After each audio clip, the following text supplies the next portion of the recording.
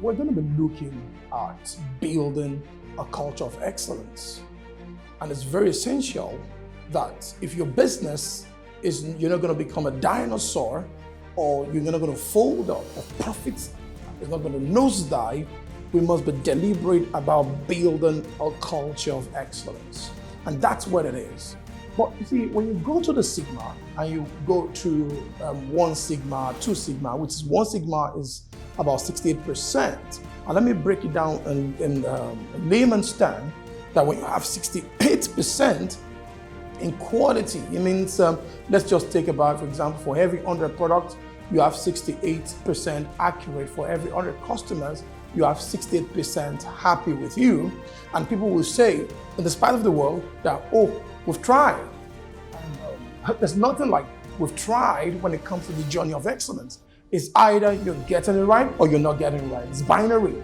It's either yes or no. Are we very excellent? Yes.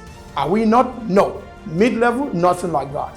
So when it comes to excellence, when you go back to Sigma, we have the 65%, then 68% rather. Then you want to move into the next level of Sigma, which is 95%. That means if you start doing things right in your organization, you can easily have the quick win, just the 95%. Now, it's so difficult to build an excellent organization in this part of the world that mediocrity has become a norm or a standard. So, I love the song that said, "Oh, shout at the rivers of Babylon, where we sat down, where we were, and we remember Zion, when the wicked carry us away in captivity, requires from us a song, how shall we sing the Lord's song in a strange land." So a lot of people in our workforce have been carried to a strange land. So it's so difficult for them to sing the Lord's song of excellence in a strange land. So it's going to be a war to make it, a way of life.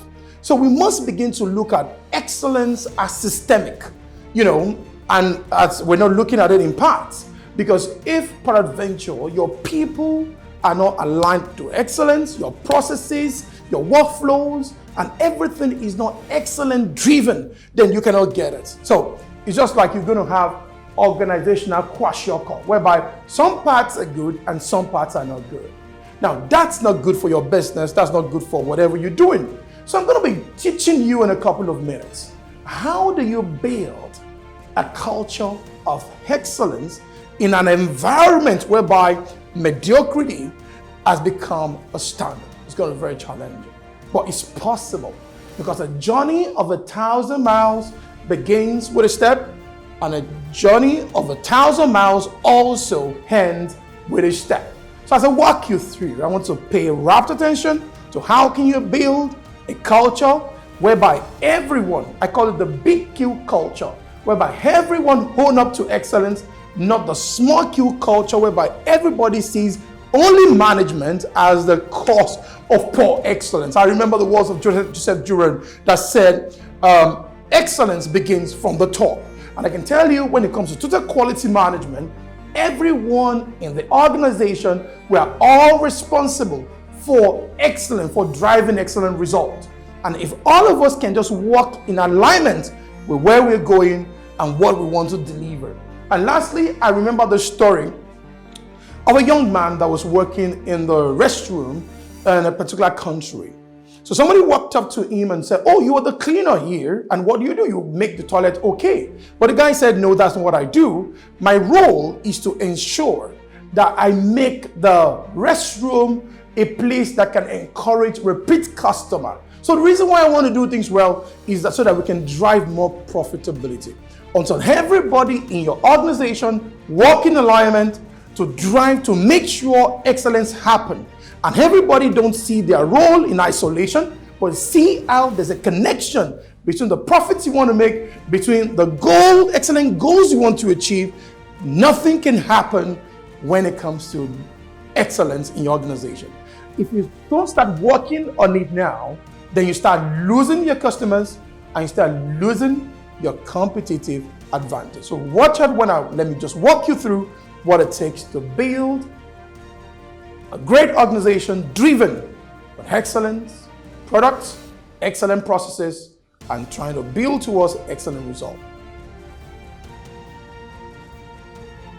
Building a culture of excellence will help you eliminate the sorry syndrome. People are quick to say, we're sorry that the product didn't come to time, we're sorry for the delay, we're sorry for the product came with less required features, sorry everywhere. And we live in a culture whereby people, when they tell you sorry, everybody start gathering around you that, what do you want again? After they've told you sorry, oh yeah, do your worst. Well, mediocrity has become a problem in our society. So I want to teach you now what to do to make sure you reduce your sorry case and start doing what is right. Start being proactive. Prevention is better than inspection. You want to make sure you get it right the first time. And not only the first time, you want to get it right every time when it comes to excellence. So the first thing is you need to define your core ideology. And when you talk about your core ideology, I'm talking about your vision, your mission, and your core values. If the foundation is destroyed, what can the managers, what can the employees do? So we go back to the foundation, and that's about our vision. Now, some people come up with vision, and we see this everywhere. We want to be the leading in our industry, the leading fishery company, the leading logistic company, the leading this. But however, we need to break it down and say, when you say leading, what does it mean in clear terms? Because leading, you start breaking it down, talking about the measures.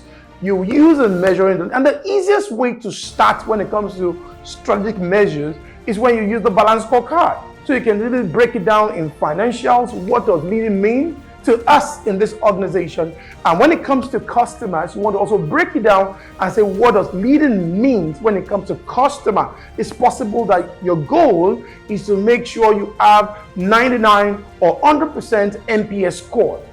Wow, that's a humongous goal. But however, it's possible for you to have that. It means that you know that when it comes to customer, when 80% of a customer are referring customers back to us, we're not done. Some people say we've tried, but that's not our strategic measure when it comes to customer. So you break that down, you break it down when it comes to employees, you're saying, okay, when it comes to growth, because human development also go hand in hand with quality. So when your people don't develop themselves, we say like the people, like the organization, because our organization is an extension of our people. So what we want to do when it comes to people growth and development is that this and this is what we want to put in place, our people, because for excellence to grow, for us to grow in our excellence results, our people also must grow. When you have pigs, they cannot deliver like when you have lions. So you must make sure you have your employee development measures and you have your processes also, they're broken down. And all these things are your strategic measures to know whether you are now leading in what you're doing. And don't forget, before you do all those things, you can do your benchmarks, look at those people who are leading in your industry, what they are doing will determine what you're doing, so that you don't start singing the song of leading in your own world. And that's why we talk about environmental scanning should be done. Different things must be done to make sure that you've thought about your competitive and your competition, and you've looked into your competitive analysis, understand what is around you before you now define what your organizations want to do. But however, your vision must be clear, your mission also must be clear to increase service delivery through what? So when it comes to your mission, is the how you intend to achieve your vision. So you must break that down also and talk about your core values. Your values talks about the behavior, the principles behind the behavior your people will be mirroring. And your values is what will break down to what we call your code of conduct and ethics. So if you don't have values that support customers, values that make sure people give their best to their customer, integrity, customer satisfaction, agility, being able to respond to customer needs, if you don't have that in your core values, then it's going to be difficult for people to behave in that way. So the first point is make sure you define your core ideology and get it right. The second thing when it comes to driving a service of excellence is that you must also cascade this down to every department, every, should I say, every function must mirror what you're saying, must understand them. And that's why the management, the leadership team must communicate, either using mantras, whatever you want to do. You need to communicate so that it's clear, everybody understands what you're going to do. And you must keep singing the song. People always forget. And don't forget, we're dealing with people that probably in their personal life, they've not been driven by excellence. So you want to get excellence from them, and that's going to be tough. So you must keep reminding them that in this jurisdiction, in this environment, this is what we see as excellence, and these are our do's and don'ts. Very important, and it matters. If you don't do this and communicate it for people to say, we understand it, then they start failing in your excellent goal. And let me tell you something, nothing is right or wrong in any organization. I call ideology makes it either right or wrong. So you might leave company A and go to company B, and they have a different customer orientation, they have a different core ideology. The same thing, that means their code of conduct and code of ethics, their values might also be different. So every employee or anybody joining your organization must learn about your values, must learn about your code of ethics, and you must learn about your service orientation when it comes to driving towards excellence. Number 3, you should ensure that your quality orientation is customer driven. I've seen people say things like, this customer is a bad one. I'm tired of this customer. I don't know what to do. This customer's own, their wala is too much. And when it comes to, when you see businesses thinking that way, they're getting it wrong. Because what determines whether your business will survive is your customer. So their own cannot be wrong. I've seen people, when they see customers, they do things anyhow. When they see their boss, they conform. And that's wrong. That's a wrong orientation. Because whatever you want to drive should be customer driven. So whatever your customers say quality is, so be it. Structure your business and understand the customer voice. We call it voice of the customer. Pay attention, because if you don't pay attention, they move to somebody else.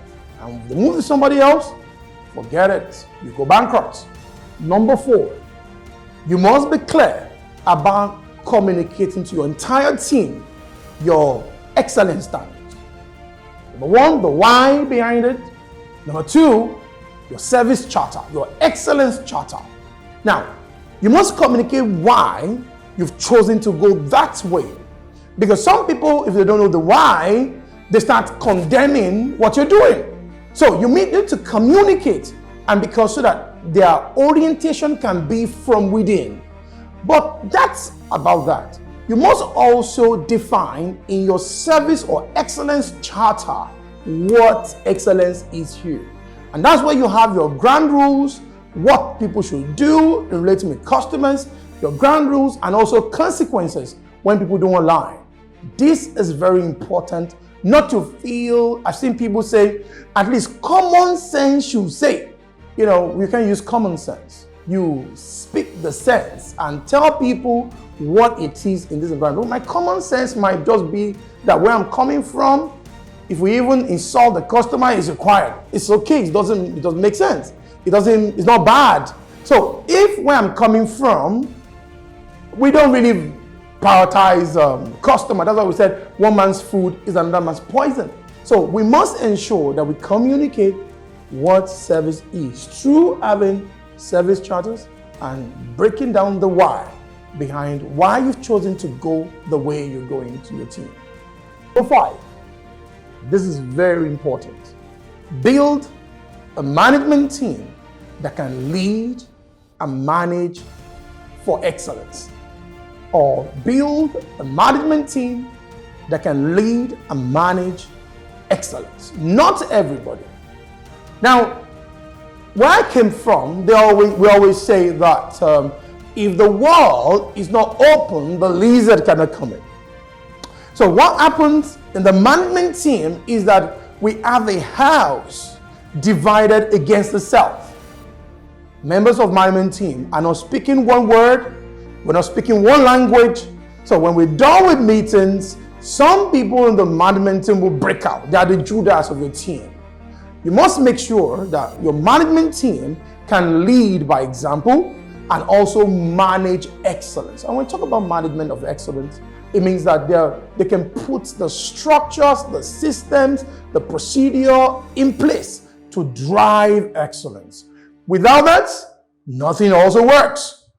Number 6, you must have excellence alignment drills every morning. You know, somebody said to me years ago that people don't do what you expect. People only do what you inspect. So even when you set up inspectorate to inspect the expected, you need to also inspect the inspectorate that they are inspecting the expected. So that's why so many people in organization leadership, they get shocked. Because when we cascade excellence down to management level, to supervisor level, the language is not the same anymore. So every morning, even when we do Scrum, people call this drills, we call it Scrum meetings and agile environment, but I call it excellence alignment drills. Monitoring everyone and checking what they do yesterday. And if you have data, it's good to be data driven when it comes to this, so that everybody knows that you are watching on what they're doing. Don't forget, when it comes to your organization, people will tell you that you must not put all your eggs in a basket. It's a lie. When it comes to excellence, you put all your eggs in a basket and you watch it. That nobody breaks your head. So every morning you do it. Not every month, it's too late. Not every week, it's too late. People easily forget themselves. So till it becomes a culture, you must do that excellence alignment drill every morning. And I mean every morning. So the 7th one is, I call it maximize performance. And this is further broken down to 4 parts.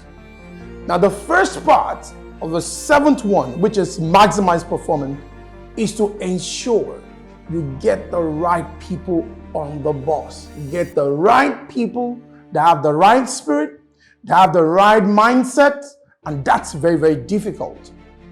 Because when you select pigs don't sing, and you want them to sing. Pigs cannot sing. So it annoys the pigs and wastes your time because they cannot sing. So you need to ensure you get people that have the right mindset when it comes to customer. They have the right attitude, because if you get it wrong, you puncture your excellence drive. And that is the most difficult, because sometimes you might have to interview over 1,000 before you can get 4. Don't forget, somebody was looking many years ago for disciples. A multitude, a lot of people were following him, but was looking for 12. So multitude means we've lost numbers. So to get the people that have the customer at heart, man, and a culture whereby people are not driven by excellence, it's going to take you a long time. And you better start making sure you cannot force people to be who they're not. It's better you get lions on your team than you try to train sheeps through trainings how to become lions. You waste time and you get them hungry. So the second point is that the employee supervisor, that's the issue, must communicate performance standards. Because I've seen people say, I'm trying my best. That's not a performance standard. Your performance standard must be clear, must be specific, must be measurable, must be attainable, must be realistic, and must be time bound. So when it comes to your performance expectation, make sure it's clear. The standards your company run, if your company is running 1 Sigma standard, let it be clear. If they're running 6 Sigma, that's 99.997% accuracy, let it be clear to your people. And number 3, make sure you always provide timely feedback. Timely. And that's why I talk about the drills, the excellence drills being done every morning. The excellence alignment drill. It allows you to provide timely feedback to people and tell them where they are. The better you provide the feedback as fast as possible, the more they realign. Very essential. Lastly, make sure the employees have the right tools. They have the right materials to do what they have to do. Management provide the right resources to ensure people will be able to do what they're meant to do. So when resources are given, it's just like you're sending people to war. And you've trained them well, you've selected them well, but you didn't give them the right guns. So you need to give them the right rifle to make sure they deliver at the level of excellence that you want. Now, let me give you 2 extra points. Somebody said, if you don't train them, don't blame them. So make sure you provide the right trainings, the right coaching, the right mentoring, the right mentorship to them when it comes to drive towards excellence. If you're not trained, they cannot do it. So train them and make sure training is consistent.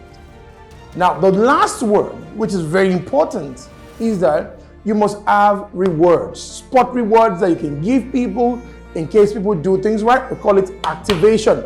Now, give them short rewards, because things that get rewarded gets repeated. So reward them, and also for people that are falling short the excellence standards, you need to fix them. You need to declare a war against them. So as you're rewarding the performance, you declare war against people that will not align. So the 8th thing, in order to build a culture of excellence, is to constantly monitor progress. Are we moving towards our excellent goal? Are we moving towards our excellent measure? We must monitor. We must watch it. And that's why from the beginning, you need to define your strategic measures so you keep monitoring how far are we going. And whenever we're not going well as planned, what do? You realign everyone towards your service offering, towards your excellence goal, which is very key at all times. Make sure you monitor and keep giving feedback. The 9th one is that you must manage change. And because what you're trying to do is that you're trying to make people leave their comfort zone. I don't call it comfort zone, because they're used to doing the things that will not help your company grow. So you must expect resistance, and we must be able to manage it. There are so many models that are talking about change process, how to manage the change process. We have the one I love so well on freezing, moving, and also refreezing model, and that's the Kotler-Wing model. And we have the jealousy curve. We have several models that can help you to learn. We have Kota also when it comes to managing change. But all I'm trying to make you see is that expect people's resistance, because they are human beings. You want to take them away from what they're used to where they're not. So you must accept the resistance, and you must manage that process with them. Let them see the reasons why that change is necessary.